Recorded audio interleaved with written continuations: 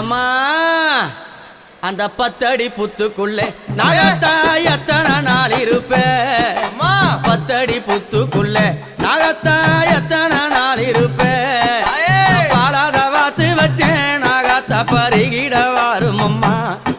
நான் பாலாத வாத்து வச்சேன் நாகத்தா பருகிட வாரும் அம்மா 10 அடி புத்துக்குள்ளே நாகத்தா எத்தனை நாள் இருப்பேன்